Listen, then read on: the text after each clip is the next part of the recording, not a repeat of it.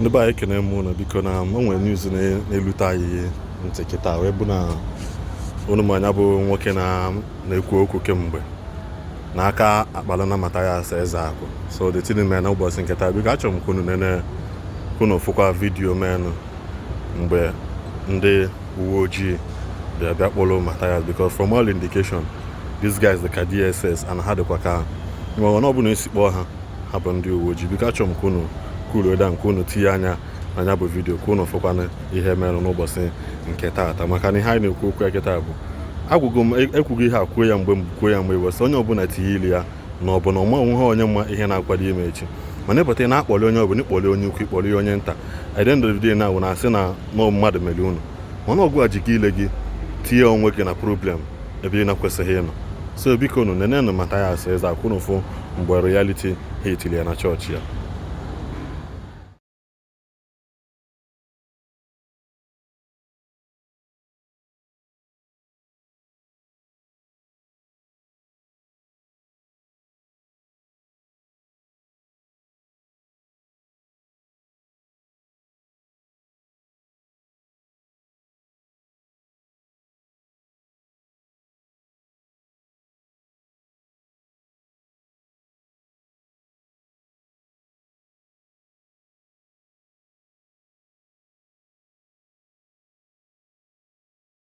But hey, your life, right? Hey! Look at you. See what an officer do to person. See what an officer do to person. See, you come to harass us. You come to harass us, officer. Officer of the law. See what him. You don't crazy. See what you harass person. See, you are shooting gun.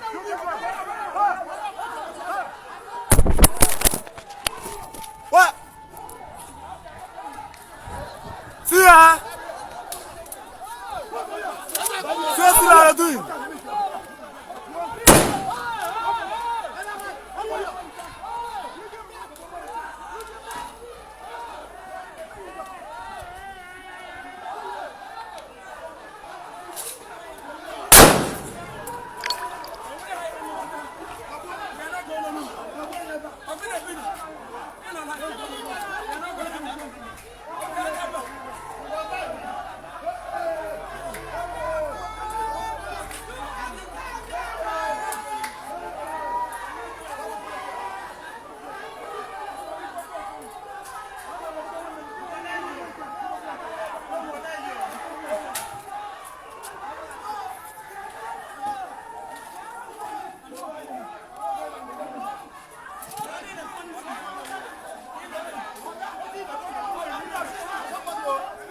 They're harassing us.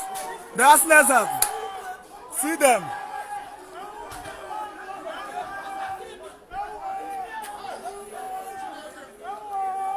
How about you going to go?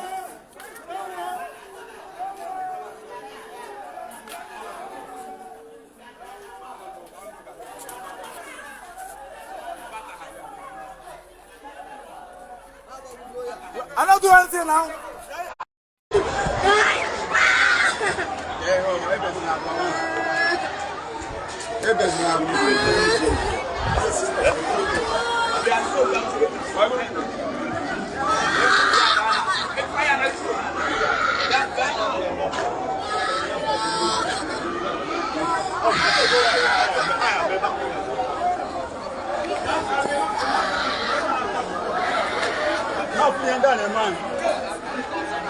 Look at what they are doing to us. They are Ezeaku. They are carrying Mathias Ezeaku. What did this man do? See how they are dragging him. See how they are dragging him. Make people see us now. See how they are dragging him. See how they are dragging him. See how they are dragging him. They have gone now. See how they are dragging him.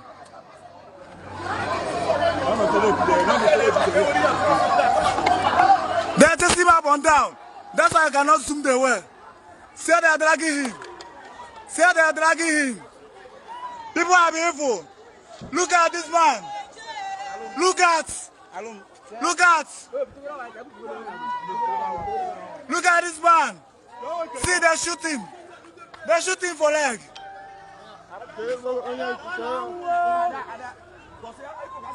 I'm after town hall, Kita.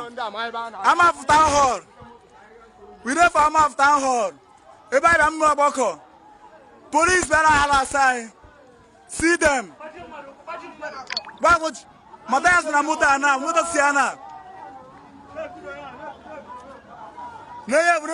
Ejiofor.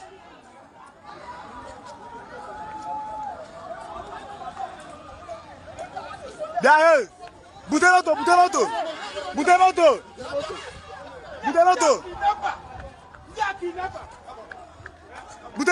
Turn on motor, I'm going to Papa, turn on motor. Come on, guys, on there.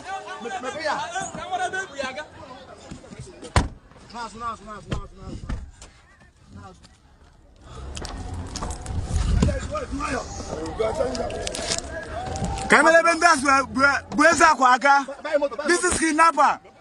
They came to kidnapping.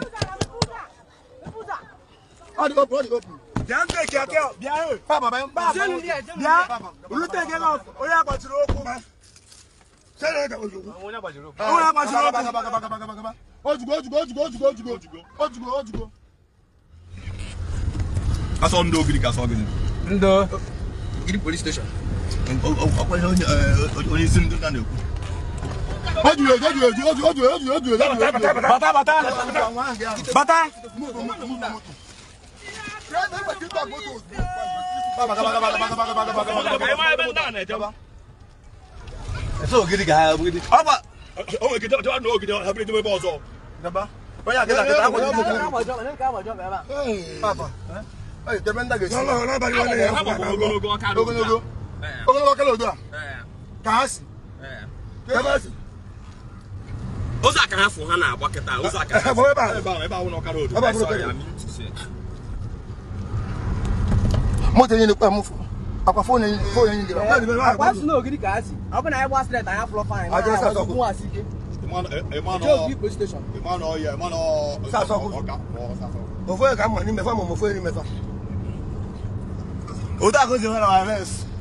Kidnapper. I people everything. And I'm live. I see their life. They kind of live.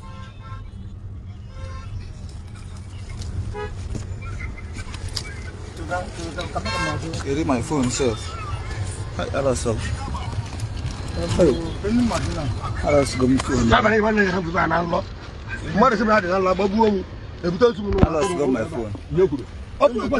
My phone.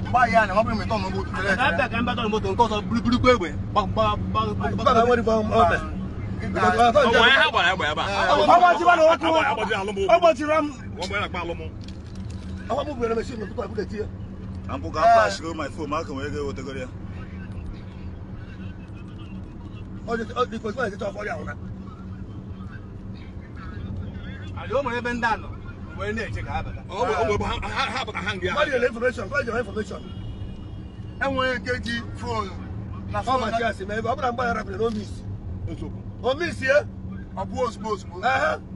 Also, I got miss him, but what owned the Nika now? More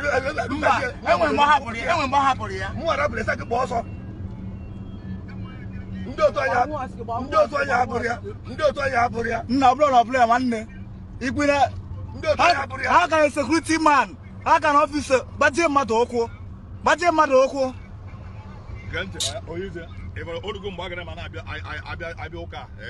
Ndi Igbo ndị omenala onye abụta abịaba onye tara mgbe egbe ọgwụ egbe onye na-arụ.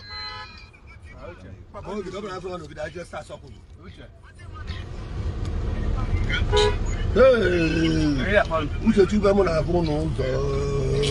Uche tube m na-agụ n'ụzọ. Uche sisi m ga-adị ya dị na nwa. Ibe abụ 4 days ago nji mati je gbaba nya nwanne nya. Mụ na ofonye otu anyị. Uche sisi na-adị na nwa. Ebulebe ebute m obodo. Ife sekwu isi m nye phone ka ọrụ m nyere phone agbajie m ụkwụ. Nwa gbori posman. And the phone any dey wrong. Mụ ka ị ma ọla.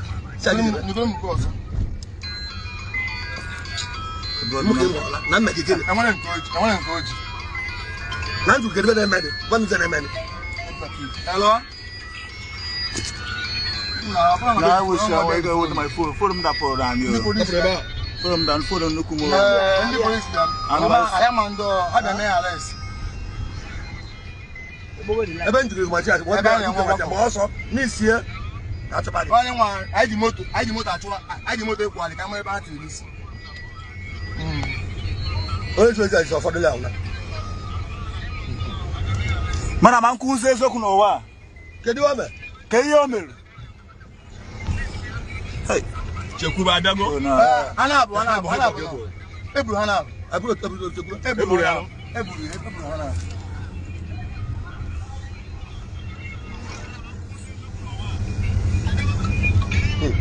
Uche tube m na-agụ n'ụzọ. Na ka ihe mere o ji atọrọ moto oge ahụ. Ka ihe mere nna ya. Amosi ebe ndị a tiri isi. Ọwụrụ achọghị ka agwa sa achọ kwụzọ nwere anyị na-eme. Anyị onye complain n'ogidi. Anyị onye na-eje complain n'ogidi.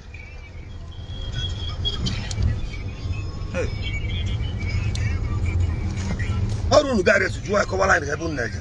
Na wish na we get pick no phone now. Hello. Yeah, the phone ga mo efu. Hello. Phone ga mefu. What ndo try na. Hello. And you lose. Ọ dịsị m ndị police. Abụọ nwere ekwe nwa bịa di phone. Ọ tụsị m. Ezi nwatakịrị mmadụ ịna. Ọ na-azụ Igbo ndụ. Udo dị nwanne m.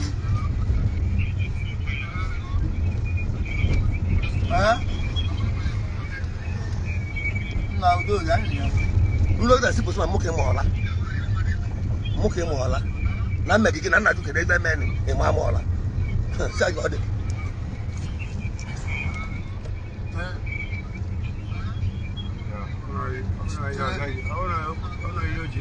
Anyị lụrụ agwa na onye agba ngwo. Onye m na-enwe ego ndidi. Onye agba ngwo.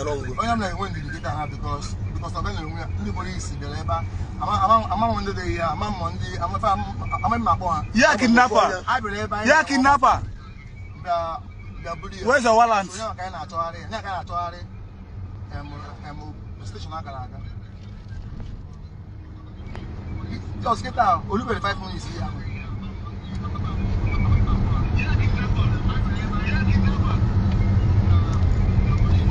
Anyị mokoro dade bụrụ rinne.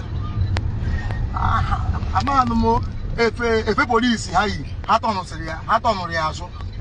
Efe polisi ha yi ha yigharị so mana mmụọ ajọs ha tọnụrụ efe ha yi azụ efe. Ọ bụrụ na ya fụrụ ya anyị complain n'ogidi. Anyị chọbazi ya. Ha niile yi azụ efe ha yi azụ efe. Na this is like mụ ka ịma ọla. moto ya moto. Ama m ofu onye amadụ mụrụ asasị adịgbara m n'ogidi mana m ofu onye o polisi ama m ofu onye atị. Ha ji ebe moto polisi ebe jọs onye na Siana ka abụ Siana ebua. Anyị na live so check eme na live. Siana ebua n'ofu ọ dịka Lexus dị ya.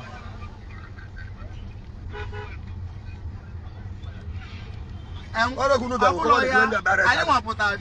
nwapụta bịa mee nke a ga-ejibe mmadụ mana ha gbajiri ofu onye okwu ha gbajiri one boy okwu ebe a pata ọkụrụ egbe gbajie mmadụ okwu a na-ele ya a na-agba ndị mmadụ egbe ndị bịa ndị ama m ndị dị ya abịa na-agba ndị mmadụ egbe na-agbụsị ndị mmadụ na-eberasị mmadụ.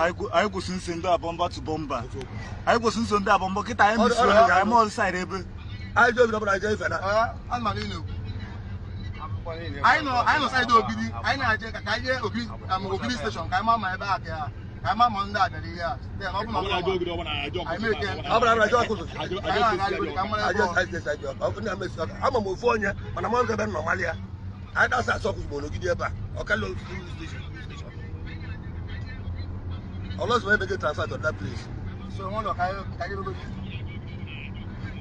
the two them have on one way and I've on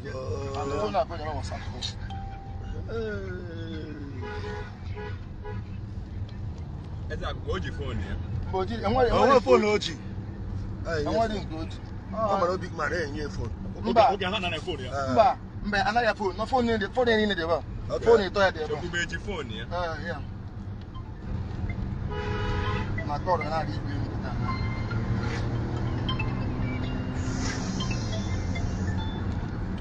hello? I know what if you understand that one. I'm going to do it back. Hello? I'm not going to back on. I want to amend the fight.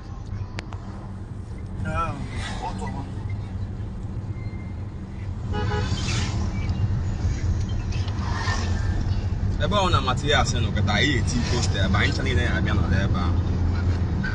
Nsogbu adịrọ ihe mere bụ biko ihe nwe ndị na enwe ka o si kpọtapụrụ ọgbaka anyị taata nwere ka o si wee dịgo biko ọgbaka nwere ka o si wee dị taa.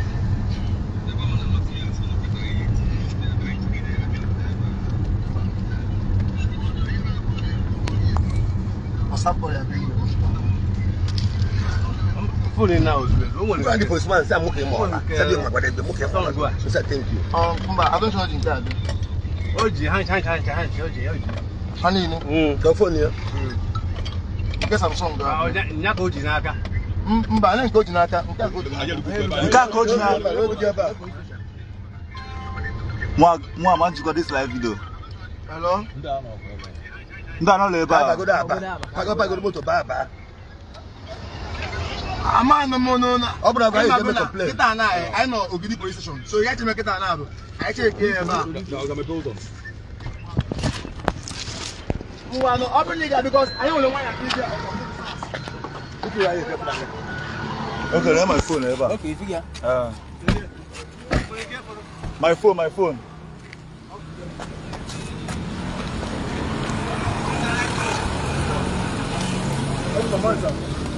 This is members of Omenala. Our chairman, Mr. Mathias Ezeaku was speaking. They said they are coming to the police station. Now. I'm out for town hall. They said that they are from this police station. We want to confirm other. We miss them. We follow them, but we miss them. Sienna and one boss. Two Sienna. They are policemen. 2 Sienna and 1 car. And 1 car. Lesus, I think we are Lesus. That's if they are from this station. Let me ask you, from investigation activities? I don't know, unless you will ask Kanta, maybe they came, I don't know. Just ask. Hello? Good morning. Won't continue with life. Apple life. Just on code, you make work.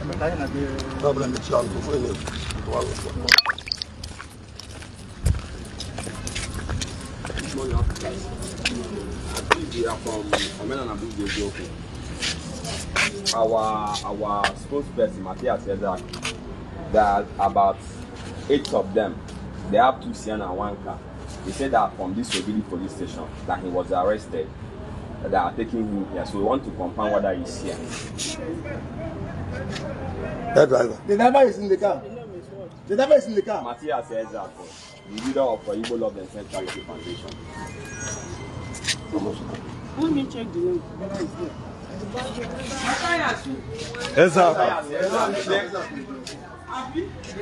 They just posted him just 15-20 minutes ago.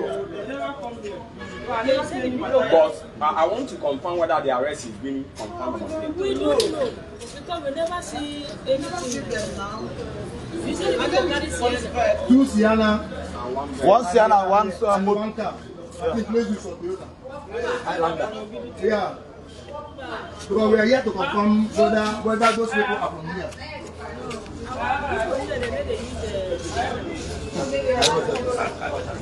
No, guy, poor guy. That. Don't have costume.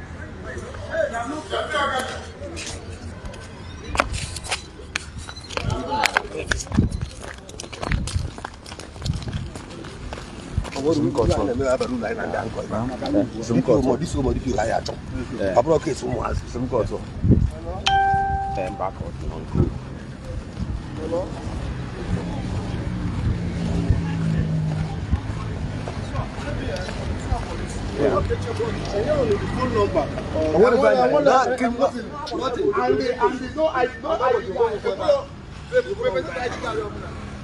Because I don't know how to have the then I see them was show us ID card that goes in there back. What? I will DJ put a motor for Agama. That's right, check your bubble about Because I some special force. Okay, no, not check. I check. No, job calm down, yeah?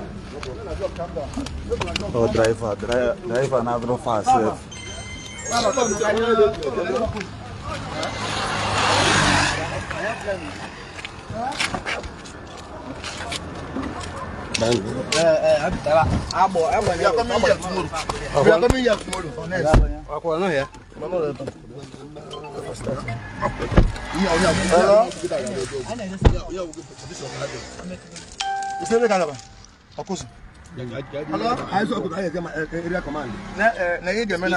It's being confirmed now that Mathias is not in Ogiri police station.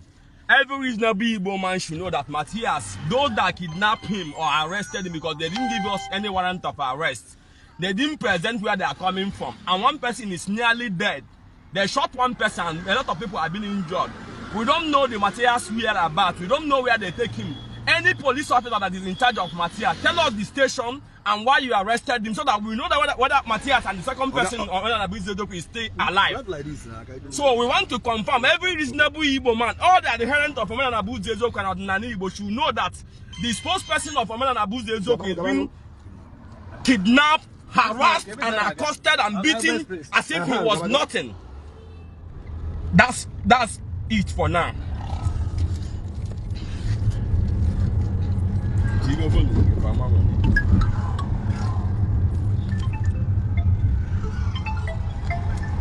Hello?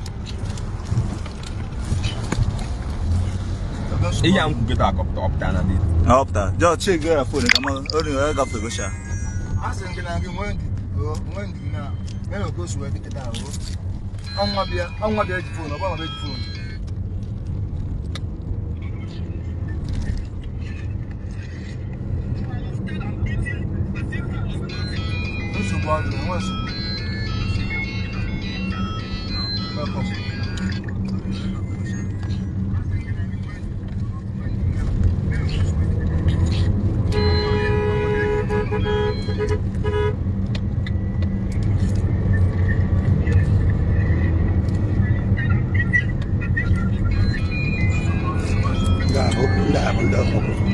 That man look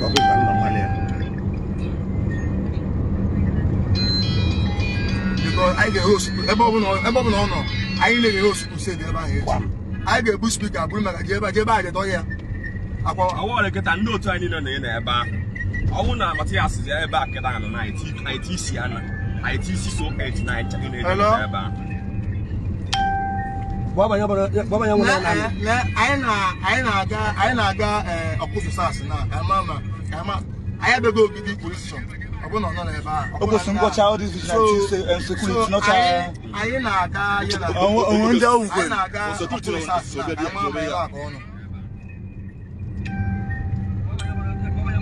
Okay, so bon. Enwere Ogidi area command. I got you take here, bro.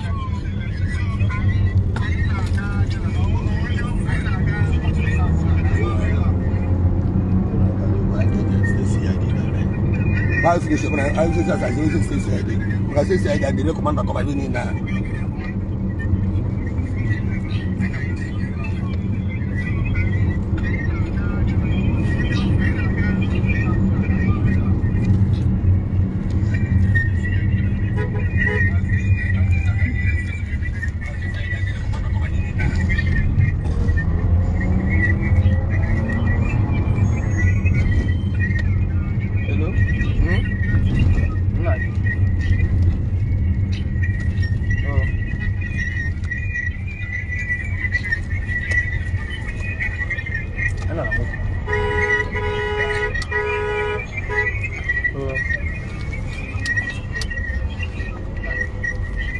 mmadụ kwuziokwu na ekwuziokwu na Naịjirịa ọbara arụ anọkwa ndị Igbo mere ihe ahụ ọkwa ndị Igbo mere ihe a biko ha na-asụ Igbo ọkwa ndị Igbo mere ihe ahụ ndị na-abịa Igbo tụrụ atụ ọkwa ndị Igbo mere ihe a ha na-asụ Igbo Igbo tụrụ atụ nke a dị ọcha ma ya mana mọzụ na asasọ ọgwụ ga na-emali ya ọkwa ndị Igbo mere ihe ahụ cheki ya n'ofe ọra mmụọ agbapụrụ ọsọ wee sị m kwụsị this live video na ọ bụrụ ma m nye ya dị fon ma agbajie m ụkwụ anyị na-eje onye sesi ID ọka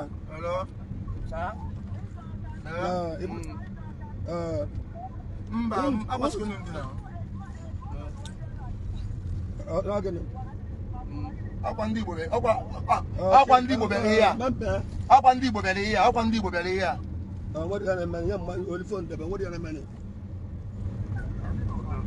anyị na-eje si esi anyị ebu Mathias enwere nke m fụrụ ka anyị mara ebe Mathias nọ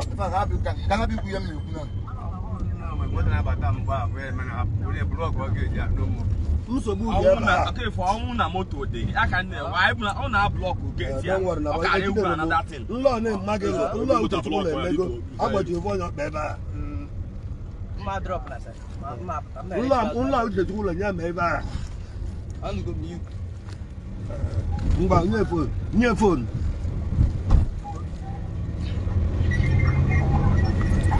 enyi nwa nla nlọ n'ịlọ ndị agba anyị ụlọ na-agbaji m ọkpa omego gabi nọ kịta ịnụrụ ibe na-emenụ egbe egbe isi na anyị gara nla gbajie m ọkpa ọ eziokwu agbaji ofe onye ọkpara ndị otu onye ebe a taa ịnụrụ ya so na ndị ka anyị chọọ onye isi anyị mara ebe ọ nọ unu ncha gwa m nwaanyị n'ebe a ya nwere ya naanị onye ọbụla ọbọsọ m onye ọbụla ọbụla ọsọsọ m nwaanyị onye ọbụla nwaanyị n'ebe nwere ya na naanị ebe ọ bụla ọ nọ itilu moto anyị kacha ebe a na na-asụpeta nwere ya na naanị no plate number ihe nweghị no ụlọ plate uju ebe a na-eji anya eji ibe na uju ebe a amesị kpọghachi m azụ ọ dịrọ mma ọ dị mma ncha nọ ebe ahụ anyị kọnfam ọ na Ezeaku nọ ebe a kịta na anyị ncha niile ebe hello anyị na-ehe dị sasọkụzụ na ka anyị mara anyị ejego ogidi ọnọrọ ogidi ka anyị jee sasa afta sasa ga esi ID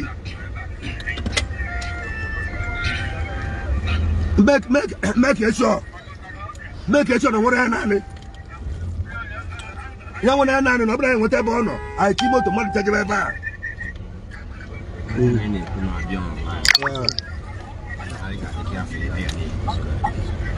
ya nwere ya naanị anyị nweta ebe ọ nọ ya bụla jee ebe a were kpachiri ebe a ka egbusi anyị nkata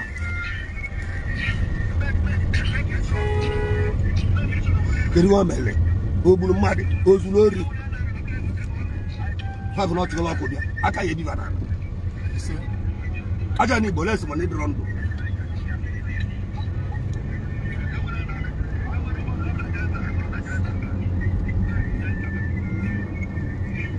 onye ya bụrụ seki gbogbo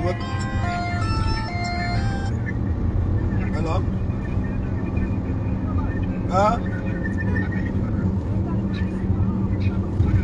abaru aka motere